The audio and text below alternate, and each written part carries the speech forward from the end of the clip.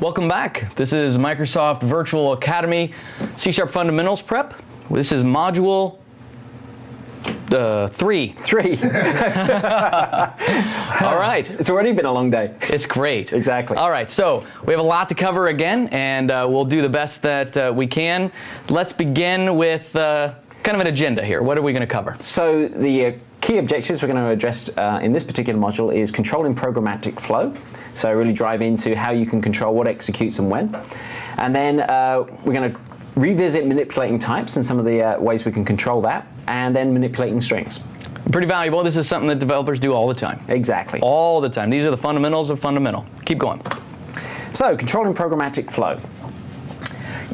The C# language includes many statements that can help you control program flow. You've got 3 primary classes of those statements. You've got your selection statements, and examples of those are if, else, and switch. You also have iteration statements. Iteration statements allow you to repeatedly execute blocks of code, and you can implement logic to control those. And then you have jump statements. And jump statements allow you to break that flow. Exactly. So something is going on and you want to interrupt it for one reason or another. And all these different ones like break is probably the easiest, continue is great actually because it allows you to go right to the next. And then return. Optimize an algorithm basically. Yeah, that's exactly right. And to hop through an iterated list, and then return, of course, for those methods that are returning something to the caller. And so there's more than that, and we'll go through all of them. Sounds good. So let's have a look at the if statement. So the key thing about the if statement is it evaluates an expression. And this expression must return a Boolean value, either true or false. There's no truthy or falsy here. This is just true or false. And or falsy. It allows you to make a decision around which block of code you're going to execute or whether this block of code is going to execute. If statement obviously is important because there are times when you don't want something to happen. So you just wrap it in an if and you create the Boolean expression. Exactly. So if we look at the sample code on the right-hand side here, we can see if value is equal to 1. Now you notice that there are 2 equals there.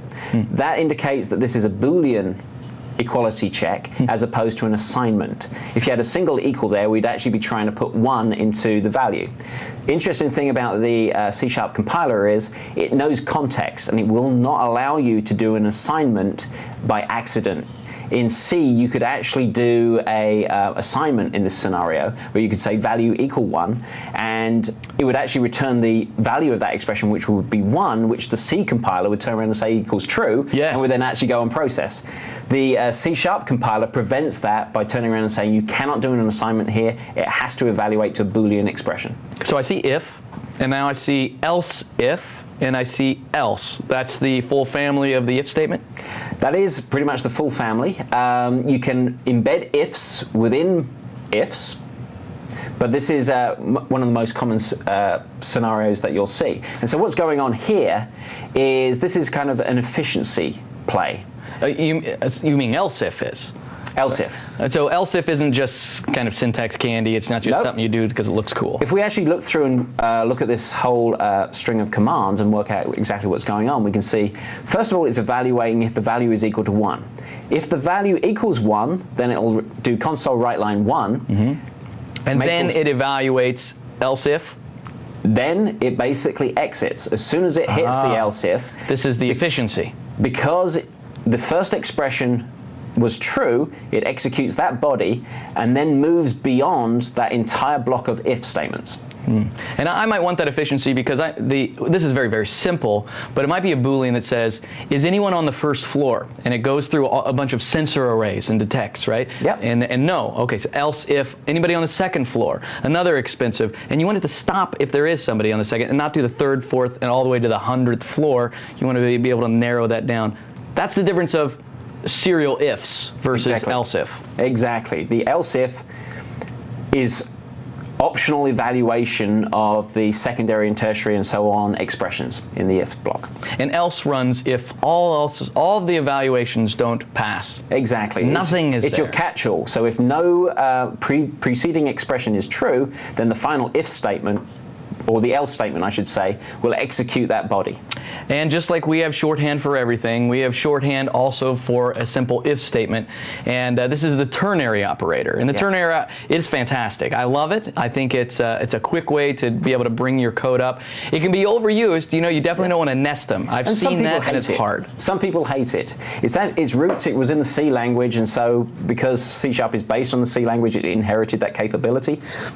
But in effect, what you see on the right-hand side here is an if-else block, plus you see the implementation of a ternary within the console write line. So those two are identical. They do exactly the same logic and result in exactly the same output. So you can see why you would want it, because it collapses your code and, you know, makes it skimmable and maintainable. Yeah. But be careful. And you basically read a ternary in the same way as you would read an if statement. So you can see there's an expression there. So you'd say, if value is equal to 1, do 1 or not 1. And then what's the syntax for else if in a ternary? There isn't. So that's what it's just for the simplest if statement. You can kind of nail it. I use it a lot for value assignments. You know, you're going to assign it to this if that. Easy enough. That way you can have a default or some sort of fallback. Exactly. Okay. Let's combine the next demo together. Okay. And talk about do whiles for a second, and we'll pull them all together in one. Sounds great. Do whiles are just while loops in general. They show up everywhere, right? Yep. A while loop is important for when I'm evaluating a Boolean statement, exactly like an if statement would do. A while allows me to continue doing it again and again and again while it continues to return true. Exactly. So it's effectively repeats the expression evaluation each iteration to determine whether something must continue, and you have that body. Now, there are the two syntactic styles here. There is while, and then there's do while. The key difference between these two is that the while statement evaluates the expression first before executing the body. So if that expression is false, then the body may never execute, or if it's false, it will not execute. So can I type something for a second? I want you to. What if I do this? What if I do a while? Just cut to his desktop. And I do a let's say a console write line of Darren. What if I could do this, right? A Boolean true is true. Exactly, and this will run forever. That's right. If you're wanting to burn down a machine, this is a great way to do it. But don't console write line. Do something very, very expensive. In fact, this is reminiscent of the first program I ever wrote, which is, there's a store in England called Dixon's, which had computers in it.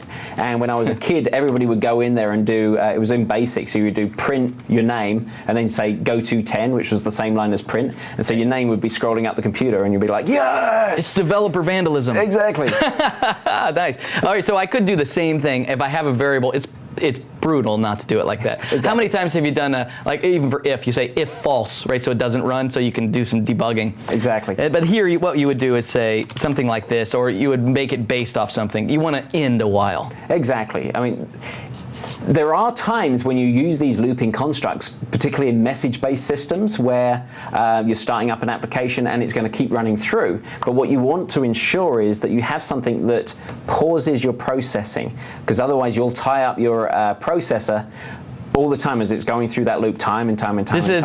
I don't want to say it's an amateur mistake, because I make it all the time, which maybe is okay to still say, but it is certainly a new developer mistake that happens frequently, that you don't realize a while holds the process. Exactly. And it can really kind of mess up the performance of your application. Do while is a little different. It's just the reverse. It makes sure the first one runs, and then it continues to operate like a while after that. Exactly. Makes sense to me. So now we have iteration statements, and they're kind of like a while, right? Because they do allow you to repeat. And so we have for. That's the iteration statement, I think. Sure. And so if we were to look at a for, let's look at the demo for a second. If I had a simple for, and I love using this snippet for this, because getting the semicolon in just the right place, sometimes I don't get it right. That looks like code generation to me. Yeah, well, it's not though, right? It's just a snippet coming from Visual Studio. And anyway, so the syntax around for has 3 core pieces. Basically, it's starting point, and so that's where I am right now. I equals 0, and so this is going to iterate through a series of numbers, and it's going to begin at 0. The next one is going to be the condition of when it's going to stop. And so until is kind of what So this that says. condition is being evaluated each iteration? Every single time. Okay, Every excellent. single time. And it's interesting because it evaluates the variable, but that condition can be very complex if you want it to be. Yeah. And then I++ is basically saying after you read it, add another, increment it by 1. And so it continues going to 0, 1, 2, 3, whatever it is. Oh, is that another of those we set the shorthands? length. It is certainly a shorthand. Oh, that's awesome. So if we wanted to just go through this loop 10 times, what would we put in for length? We would put in 9. It's 0 based. No, because we got less than. Oh, we have less than, yeah, so good. Yeah, thank you. That's perfect, yeah. So you could change it to this and then mess up your logic. All right, good. Right, so 0 to 10, it would never hit 10 because it starts at 0 and does less than. The other interesting thing is here, you could also, during the initialization clause, you can actually initialize more than one variable. So you'll see a canonical example would be int I equals 0, comma, int j equals 0. And then on the increment side, we could also be incrementing j. Which is a It's a comma. Comma semicolon. There we are. Thank you. So basically, you can go through and evaluate multiple variables and iterate through at the same time. Yeah. A lot of interesting power there. Now, this is good, and this you would do this a lot. Like, I have to do this 10 times. I have to go through a list of 10, and I want to reach out to them. But I can use other iteration statements as well, right? So exactly. I would say one that is very common, not for, but Foreach. And so Foreach is very interesting in, it speaks back to collections. And so a collection are those lists that we were dealing with earlier on. So a list of T, a list of ints, and so on. Effectively, it allows you to move through anything that is enumerable. And there is an interface called IEnumerable that these collections implement that allow Foreach to work over those. collections, lists, arrays, everything is Dictionaries. enumerable if it holds more than one. Exactly. Yes, and so now I say for each, and what's nice is, if let's say these were, this is a list of dogs, I can, these would be objects that I would be iterating through. That's very valuable. That's an interesting syntax you've got there. That's an initializing list. It is. This is yet more shorthand, isn't it? Exactly. Yeah, I could, instead of creating an array and then adding to it, I can create an array and in its initializer give it its initial members. And so that's what I've done. But what type is var? In this case, it'll talk about, whew! Well, var is a new array, and the array is of type integer based on what I initially give it. Oh, so the compiler has implied what you mean. This is one smart compiler. Exactly. So this is part of the developer productivity that's going on. There could have been a whole bunch of typing that... In fact, let me just go and show. This is the same, that I can explicitly say that it's an array of integers, Yep. but it's inferred based on its membership that Exactly. I've given it. And then I can go even further, and of course, I don't have to use var. I could explicitly say the type, and I could go even further to stop it here and start adding to it, changing its size, making room for it in the array. Very Yeah. difficult, time consuming. Exactly. This I mean, kind you of could turn around and say, the array has a size of 7, and then Yep. assign each of those values to the index. That's right. That's exactly right. It's there as well that it says it can hold 7, all implied in the constructor. Exactly. So as you can see, really, really powerful from that perspective. Not a for each loop, but nifty nonetheless. Exactly. Yeah, absolutely. Okay, so now I iterate through it, and I only iterate through it one time, and that gives us some neat things that we can do. If I'm inside this list and I say, if item, because remember, item is going to be the individual ones that I loop through them, I can say if item, and I'll just check to see if it's even or odd. And so let's say it's odd, and this is the modulus operator. And so Excellent. if modulus 2, which would mean it's even, and then I can say continue. Now this is an interesting keyword because it allows me to say all the other stuff that I've got down here, which is all the hard work, doesn't need to be done for even numbers. Oh, right? so we're just skipping.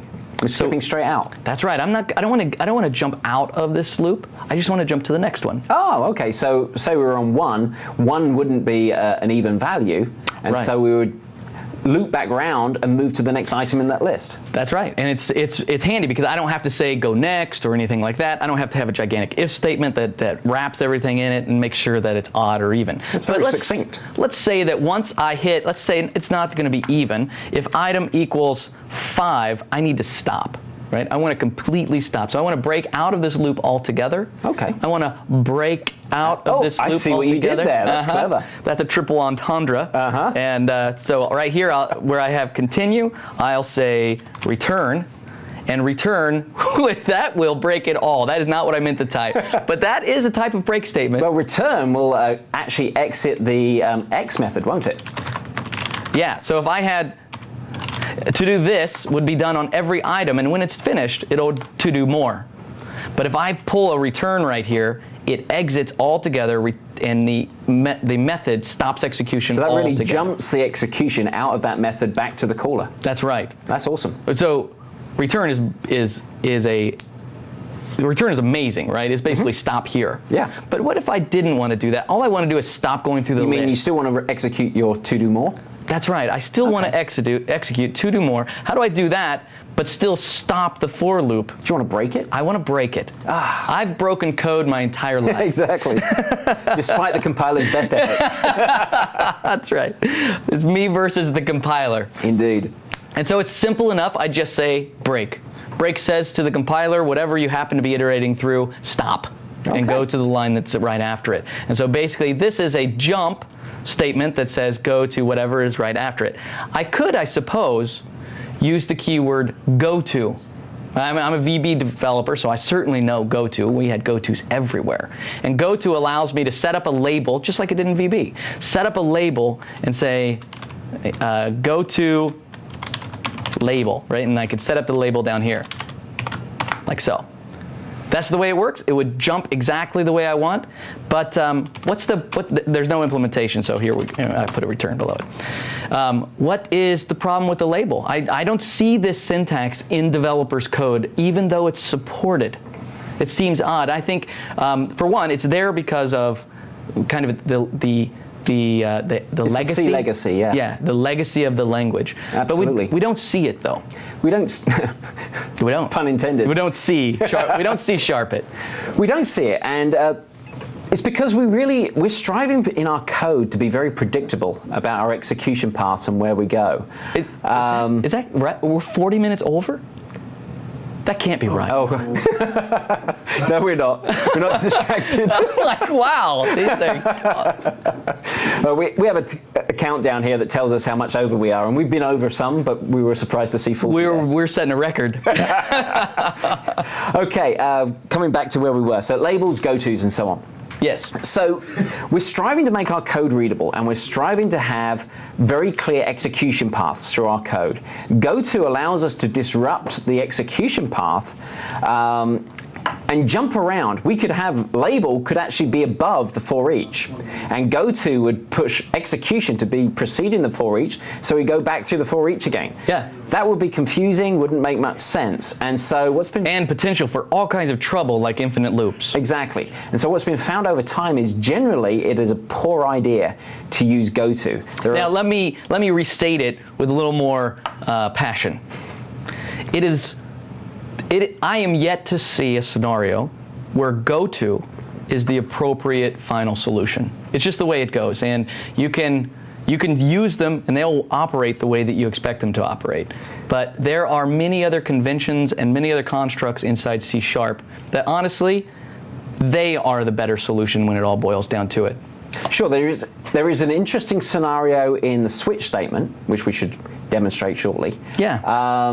Where you can use go-to case within a switch statement to actually jump to a different case within the switch. So if you had a certain set of values where you wanted to combine these two case statements, that you want both actions to occur for a specific value, then go-to case can be used to redirect from one case statement to another.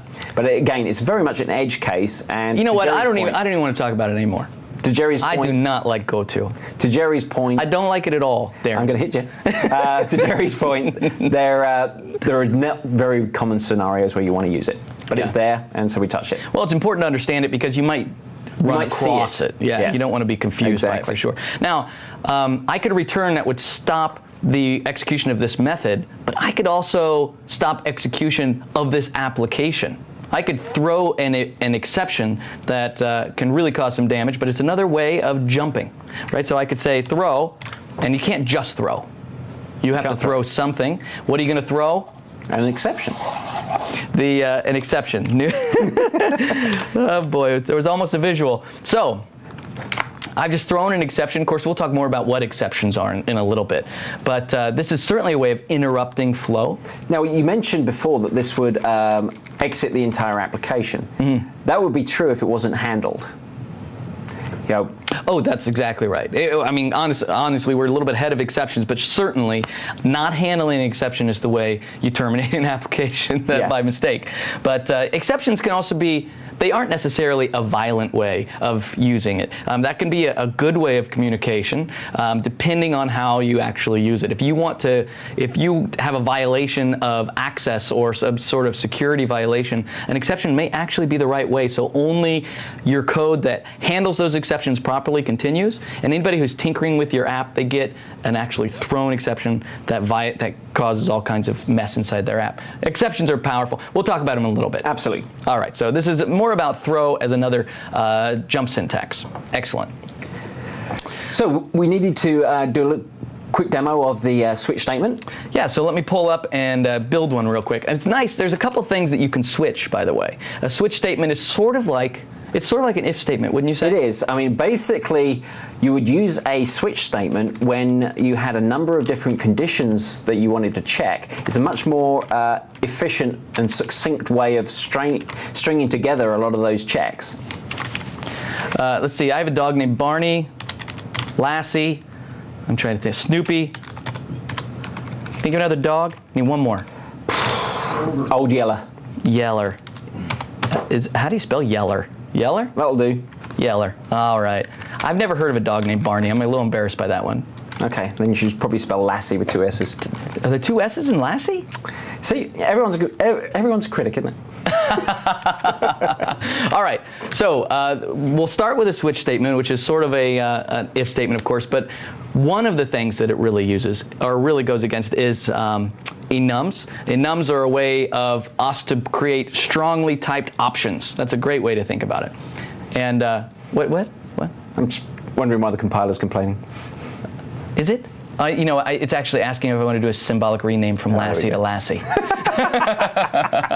That's crazy. All right, well, let me... That's because it's so helpful. All right, so now the syntax for switch is actually very simple, but this is where a snippet really does help. Yeah, exactly. So let me type switch, because that's what I'm going to build, and I'll do a double tab. That's how we do snippets. And right now, this is the base implementation of a switch statement. But now I'm going to say I want to make a switch statement against the dog's enum. So I'll say dags. I'll say dogs actually. And as soon as I do, it will look at all of the possible values of enum and then break it apart like this for me. That's pretty powerful. It's really powerful. Well, it certainly saves a long time, especially on an enum that has several members in it. Indeed. Yeah. Now, the first thing you would do is remove that, because you can't do it to an actual enum. But I would say there's a variable that says, some type of dog equals dogs dot, and then we'll say it's going to be Snoopy.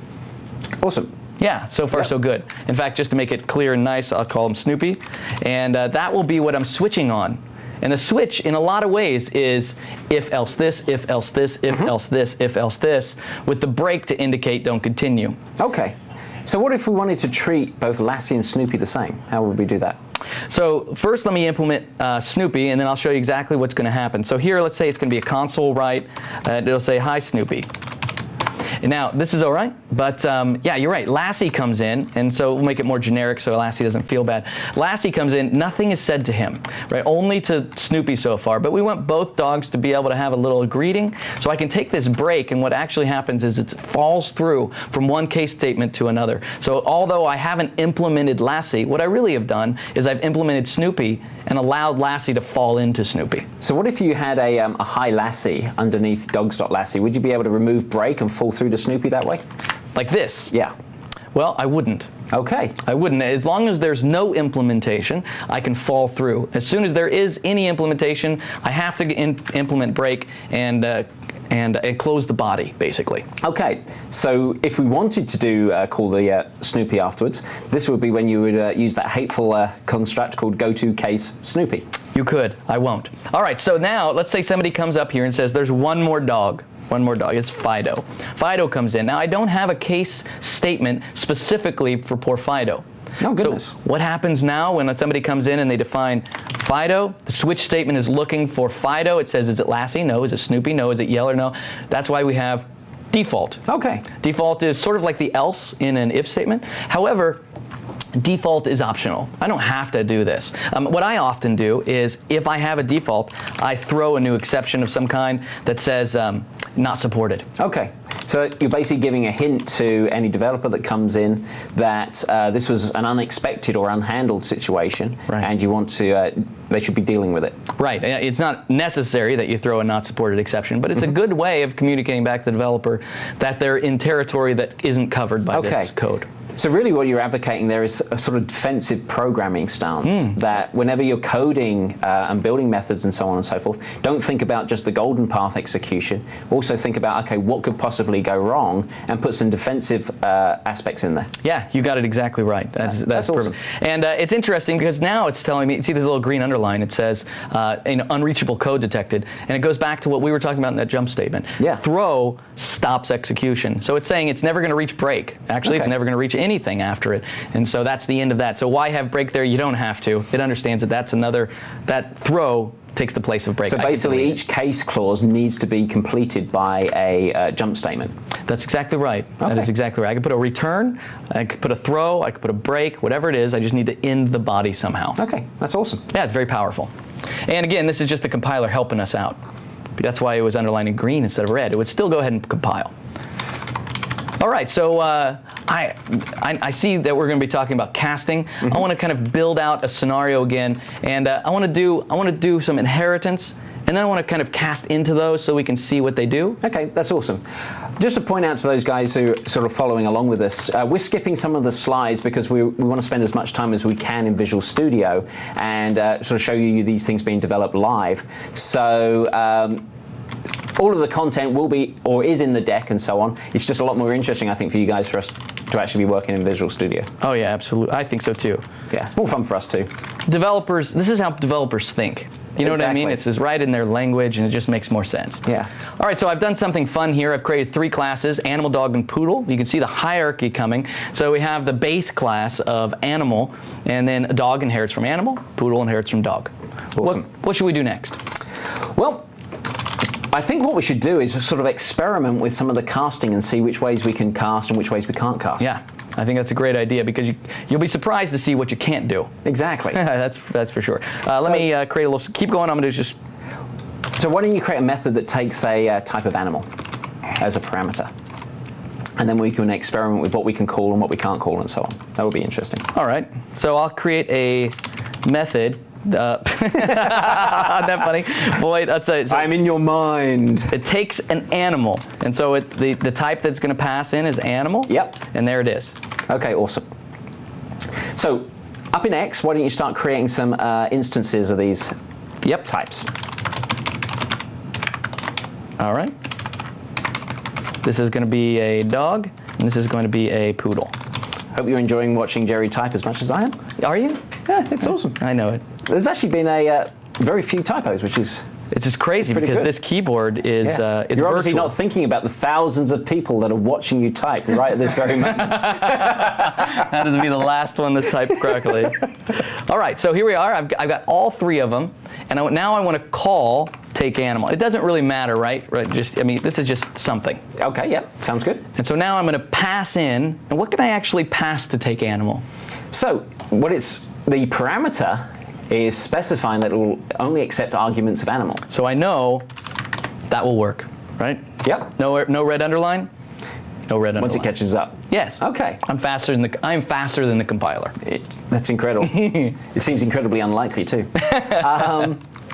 But we've been talking about this object inheritance, and what we've said is, well, a dog is an animal, and we've stated that in that inheritance right there. That's right. So why don't we try and pass dog into take animal as well? All right, DOG, red underline, doesn't appear. So what we're finding out here is because dog can be treated as an animal, good, and it is supported through the inheritance structure, we're actually able to pass a dog to a method that takes an animal. Yeah. That's really interesting. Why don't you define a couple of properties in, say, dog or poodle? Oh, okay, sure. Let's see, all animals have, here we go. You killed it, man. Exactly. That's all animals have temperature, okay. let's say, because they're alive. All dogs go to heaven. All dogs have a name. And a poodle has a shaver. All right? The person who grooms them. Exactly. A groomer. Groomer. That sounds better. Yeah, then shaver's funny. All right, there you go. Okay, so now we're inside take animal, and we've got an instance A. So what can we do with A? Well, we can treat it like an animal. Okay, so what does that mean? Well, because it's only an animal at the highest level, the only thing I can really do is interact with what's defined for the animal. Not dog, not poodle, so we have temperature. Okay. So A.temp, there we go, A.temp equals 10. Okay, that's interesting. Yeah. But what we've set above on the line, I wish we had line numbers, Me too. the take animal has been passed a dog. We're going to have line numbers now. It's incredible. It's almost as if you understood what I said. Did you see that quick launch up there? Visual Studio 2012, new feature, very awesome. That's very awesome. Sorry awesome. for all you guys who are still on 2010. Wah, wah. All right, So- I'm passing in a dog. I'm not passing in just an animal. You're passing in There's a a lot dog. of fidelity to a dog. I want that. Exactly. How can you get to it when you have just an animal? So Inside that method. I'm going to guess var dog equals animal, and then I'm going to cast it. Of course, I know the casting syntax. So do the casting syntax. See what, As dog. well, let's try the other one. Let's try the one with where you try and cast it first. All right, let's do it like this. Dog. So two types of casting, both cast to another type. Exactly. Go ahead.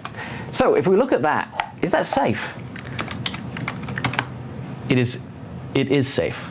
It is safe. It is safe. What if we just passed in an animal? If I did just pass in an animal, it would not cast. And for that reason, it's safe.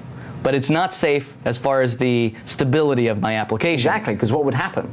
It would not only would it fail, it would raise an unhandled exception that would just blow the world apart. Invalid cast exception. Right. And so that could be problematic in terms of if we want take animal to be able to go through and reach into implementations that are in dog and implementations that are in poodle.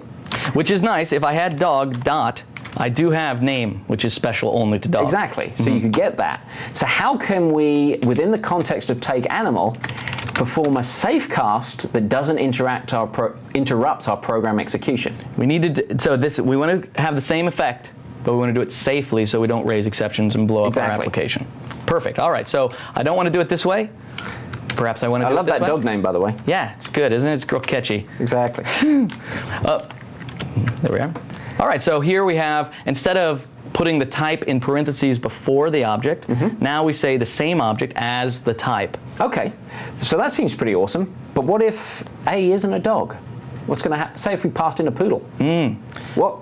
Well, what we do know, because partly we were just talking about it, is it's not going to raise an exception. What I don't want is for something to just blow up for me. But I do need to test it still. Yeah, because what is dog going to be right now? It is going to be null. Oh. And null is going to represent failure. And so what happens? So let me go up and make a quick change. I'm going to pass in a poodle. Right? Poodle cannot cast to dog, but it can be cast to an animal. So I can pass it into the method, but I can't cast it to a dog. Inherit from dog? Poodle, darn, this is too deep. Yeah. Let's see, I need to change it to bird. No, do dog. I'll just pass in the animal. The animal cannot be passed. Okay, fair enough. Yeah. Yeah, exactly. Okay, so we would have dog equals null. And what happens if we try and invoke a method or a property on a null? So right here, setting dog's name to Darren would fail. I would get the exception then. It would be a null reference exception that says dog is null. Okay, so clearly we wouldn't protect ourselves against that happening. Simple if statement. If dog does not equal null. And this is my way of communicating with that as cast to make sure that it returned an actual value. Yeah. Now say we had a whole bunch of expensive operations that we were going to do. We could encapsulate them all within that dog equals null, but say we wanted to preemptively check, is A dog? Right, before we do anything, don't set it to null, just don't do anything. Yeah. Yeah, exactly. But now we would precede the line with a check to see what type it really is. Now we know it's an animal, but it could be a dog, it could be a poodle. Yep. All right, so what do?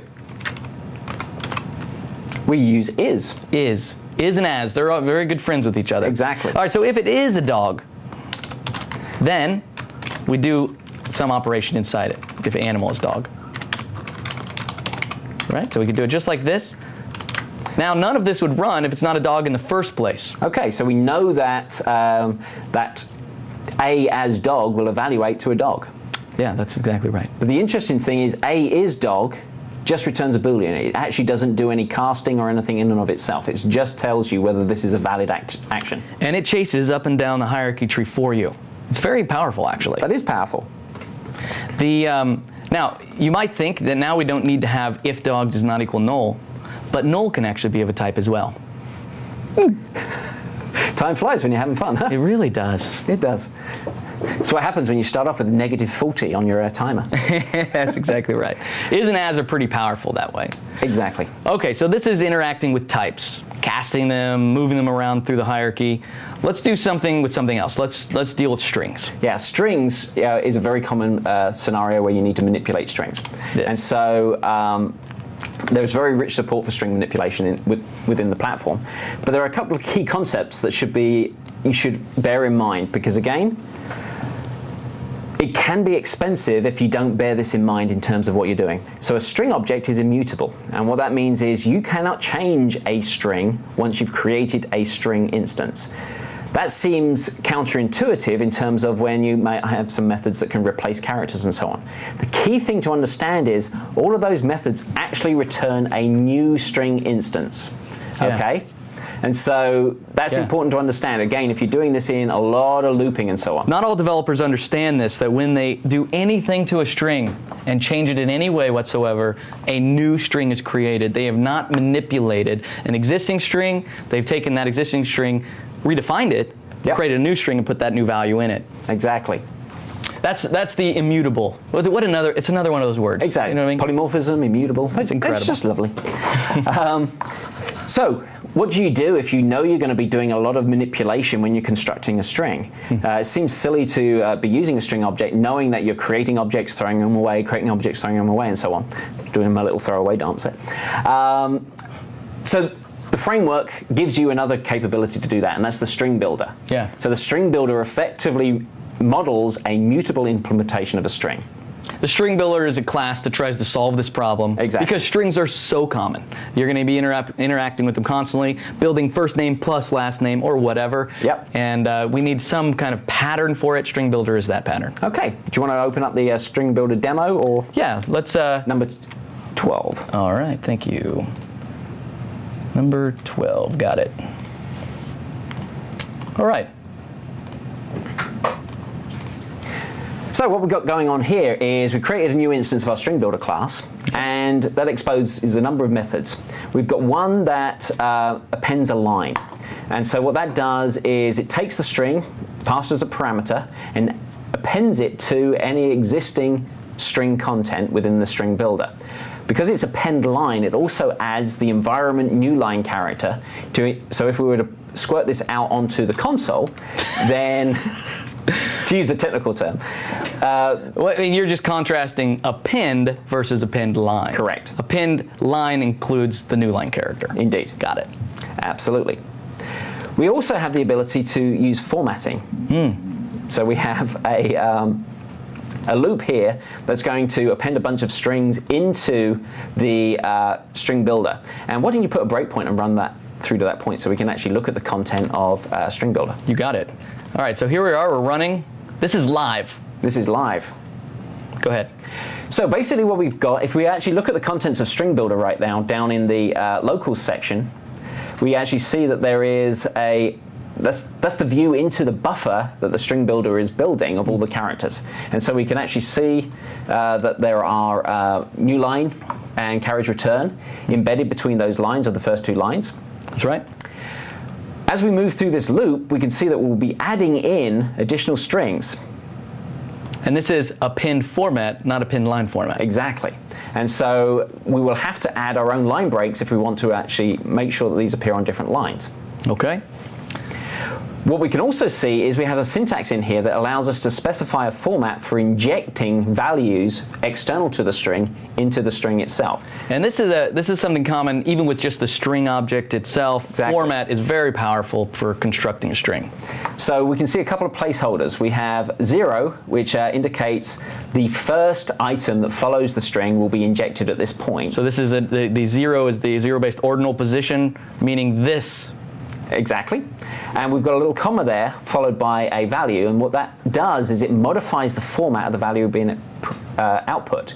And what this is actually going to do is increase the size of the number that's being output in that location to 5 characters in total, and it's going to space pad it. It's nice. It's kind of nice. Yeah, it's nice. There's a lot you can do with formatting. Now I want to look at some of the other pieces we're doing. This is just candy that the string builder gives you, the ability to replace throughout the entire string, or you can treat them as individual lines. And then toString. toString is an impressive piece where you've been building up this string and you need to generate the final result. That's where you do it. Now, exactly. Let's talk about ways of manipulating a string. So that's great with the string builder. Let's look at string manipulation, generally speaking. So this happens a lot. We get data back. We get data input from a user. We need to do something with it. And so the first one we can do is probably the easiest, and that's substring. Yep. And very common. Substring allows me to reach into a string and take any number of characters out. And so, bearing in mind what we talked about before, is substring just returning back the characters that are in there, or is it doing something else? Well, if we were right, and we always are, indeed, then whenever we do anything that makes a change to a string, it creates a new string object. Okay. And so we say substring, it brings back only, in this case, the quick brown fox, only brings back quick. That is a new object that has quick in it. Okay, that's interesting. Yeah, isn't it though? Yeah, thanks. So also the string object itself has a static method of concat. This is a great way to bring two together without having to worry about how you're doing it. If you're doing it right, you can let the framework do it for you inside this method. Concat puts together the two values or series of values that you may have, concatenates those together and returns the object, the new object, with all of the items concatenated together. And that's a good point, because when you were reading this, you would kind of think that you were concatenating fox onto the end of the value. Yeah. But it's actually the result of that is a new string. You're not changing value. You could almost rename this to say string dot, create a new string object with these two values put together. But that wouldn't be very succinct, would it? No, it wouldn't. I'll talk about, you need IntelliSense for that. Exactly. All right, so we also have replace. This is a great one. Somebody puts in an invalid character, you need to remove it. Somebody puts in, a space and you need to remove it. You're good to go. Replace is a handy way to do it. Same as before, new object. Yeah. I think everybody can probably work out what toUpper does. toUpper and toLower, changing the case. Yeah, it's really great. And what's nice is it reads the regional settings of Windows, and it does it properly. Right? It might actually be different depending on the language that you're actually changing. Exactly. We have other convenience methods such as toArray. It's quite common to want to be able to iterate through a string character by character, and so this allows us to take the dog string and project it into a character array. So these are kind of simple manual ways to do it. The high-end way, and with tons of capability, is certainly regular expressions. Regular expressions is in the text namespace. It allows you as a developer to be able to take a string and really interrogate it, to create patterns, and this is probably the neatest part. I'm not saying I want to go into this index and take this many characters. I want to find a pattern, things that look like HTML tags, things that look like people's names, things that look like addresses, and I can make very simple patterns that find a letter, or very complex patterns that find things that are only my invoice numbers that are in an email. Right? It's very difficult to find, but easy with regular expression patterns. Or to match email addresses, so you could create expressions that map out what will be a valid email syntax. Yeah. And if you can find that match, then you've got something that matches that rule. You can do that, and you could do that to validate data input as it comes in to make sure it does match. There are no matches, so they didn't type an email. You could also use it for nefarious reasons of like scraping the internet and finding all the email addresses out there. I've never done that, and I don't recommend you doing it, but I know some people do, and I hate them all. Okay, sounds good. Anyway, I will say one extra thing about regular expressions is not only are they give you all this power, they are insanely fast. The performance of regular expressions is is almost unexplainable, practically instantaneous. It feels like so fast, and so you would think all these new patterns and all that. It's a language of its own. It is. Those syntaxes. Yeah, there's a lot of resources out on the internet that you can use to go and learn these things. Obviously we're not going to touch and talk about how you create regular expressions and all the rules around it. But just understand that they are a very powerful tool, and the capabilities are exposed for you to use. We could have a course on just regular expressions, and at the end of that course, you would still need the documentation at your hands, because the syntax is rich, and you got to keep a clear mind. Absolutely. Yeah. All right, so let's look back. We've done a lot in this module. We've done a lot. What have we done? So we looked at controlling programmatic flow. So we looked at the different types of statements that can control where you go, what blocks of code are evaluated. If statements, while statements, then breaking out with break and continue, return. Exactly. Sure. So we showed that those are how you can really control your program logic and determine exactly what your application behavior is going to be. We also, remember, we also did a switch to do that, but then we kind of moved into what if it was an animal, and what if it was a dog? Where can we cast to? How can we safely cast? So how can we really manipulate types and create those more common functions that operate at the base level, and then how can we specialize the types that have been passed in using is and as? Yeah, exactly. And then some of those common behaviors or features or functions that developers put together to be able to go in, interrogate strings, to manipulate strings, find patterns in strings. Very powerful. Absolutely. Covered a lot this time. Well, indeed we did. But now we're going to cover 10 minutes of nothing. And so we'll see you in 10 minutes. It'll be Module 4. Is that right? Module 4. Module 4 in 10 minutes, and we will see you then.